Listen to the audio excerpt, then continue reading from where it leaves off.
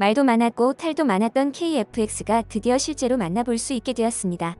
현재 최종 조립 마무리 공정에 들어간 KF-X CJ1호기가 이르면 4월 중 롤아웃 행사를 통해 국민 앞에 처음으로 선보일 예정이라고 합니다. 이제 2달 후면 한국의 기술로 만든 KF-X CJ1호기가 그 모습을 보이게 되는 것입니다.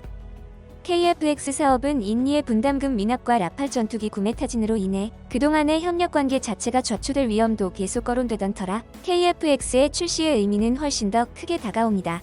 그간 인니의 치사한 행동들로 인해서 자금 부담이 커지고 양산 후 수요에서도 큰 차질을 빚을 수도 있습니다. 국내 언론사들은 수천억 원에 달하는 KF-X 분담금을 연체한 인도네시아는 대우조선해양에 추가 주문한 잠수함 세척 계약금조차도 지급하고 있지 않다고 전했습니다. 하지만 여기서 한술 더 떠 인도네시아 내에서의 분위기는 더욱 가관입니다. 인도네시아 내에서는 KF-X에 쓰인 기술은 구식이다. 우리는 사양이 더 높은 잠수함을 원한다. 며 부정적인 발언을 하고 있습니다.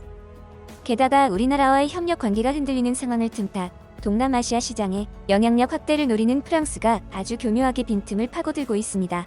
프랑스의 판 흔들기 전략이 실제로 효과를 거두게 되면 인니를 포함한 동남아 방산시장 전체에 악영향을 미칠 위험이 커질 것입니다. 최초 우리 정부는 항공기 산업 전투기에 2014년 200억 원의 투자를 시작으로 2021년까지 총 8조 원을 투입해 한국형 전투기 개발 수건 산업에 도전하고 있습니다. 국내 항공산업의 비약적인 기술 발전은 KF-X 사업으로 총 개발 기간 10년 6개월로 한국 최대 국책 개발 산업으로 발전하게 되었습니다. 여러분들도 아시다시피 KF-X는 인도네시아와 공동 개발을 진행하였으며 개발 지분 20%로 진행되었습니다. 한국항공우주산업카이는 이전 기술인 KT-1, T-50, FA-50 등 다양한 제조 기술을 보유와 기술력으로 개발을 진행하게 되었습니다. 그리고 KF-X 시제기 제작 완료일인 2021년에는 지상기본시험, 2022년 그리고 2026년까지 비행시험 등을 거쳐 2025년부터 본격적인 양산 계획을 밝힌 바가 있습니다. 개발 대수는 총 150대로 인도네시아 50대로 확정되어 있으며 해당 사항은 변경의 가능성이 있습니다. 그리고 현재 사업의 가장 큰 문제점으로는 사업에 관한 인도네시아 분담금 내역에 있습니다. 인니는 개발 후 48대는 인도네시아 현지에서 생산한다고 계획을 밝혔습니다. 분담금 총 1조 7천억 원을 부담하면서 사업 종료 후 시제기한 대와 기술 자료를 이전받는다는 조건을 달았습니다. 하지만 인도네시아는 자국 경제적 문제로 인하여 분담금 약 1천억 원을 체불했습니다. 총 체불액은 약 6천억 원이 되는 것입니다. 오죽하면 한국의 언론에서는 한국 정부는 1조 5천억 원을 일정 비율로 나눠 정부와 한국항공우주가 분담한다는 보도도 나왔었습니다. 물론 방위사업청에서는 이는 사실무근의 오보이고 추후 인니와의 협상 진행 상황을 국민들께 발표한다고 전했습니다. 분명한 것은 다가오는 4월이면 우리가 그렇게 기다리던 순우리 기술로 만든 KF-X CJ1호기가 세상의 모습을 나타낸다는 것입니다.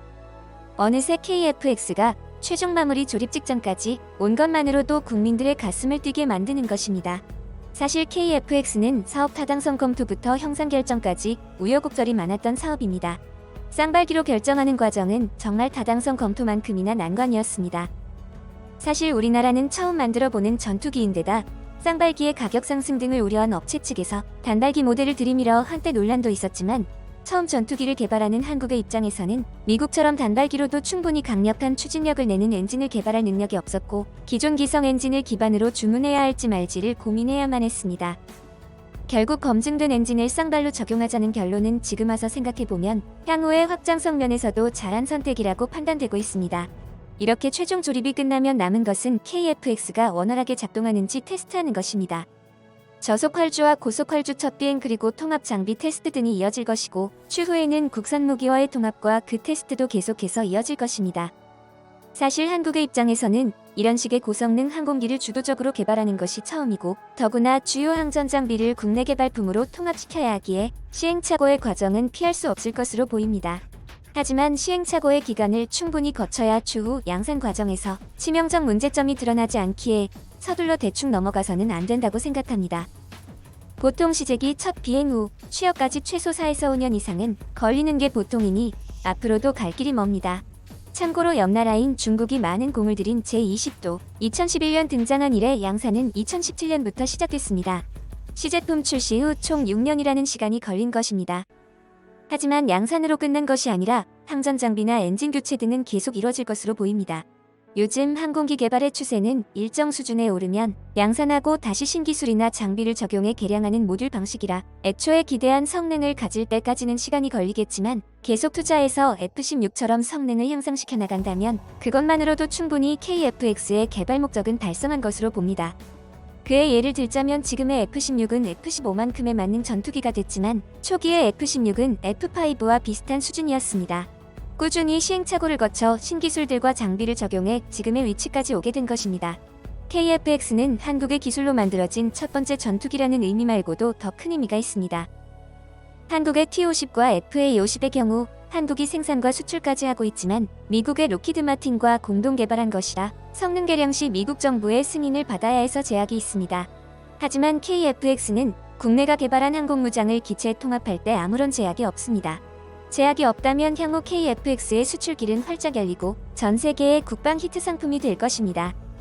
정말 많은 난관을 거쳐온 KF-X는 우리 국민들의 성원에 힘입어 이제는 시제품 출시를 앞두고 있습니다. 언론사들의 끝없는 공격이 예상되지만 대한민국 국민이라면 KF-X 사업의 의미를 알고 양산이 가능할 때까지 끝까지 응원해야 합니다. 긴 영상 시청해주셔서 감사합니다.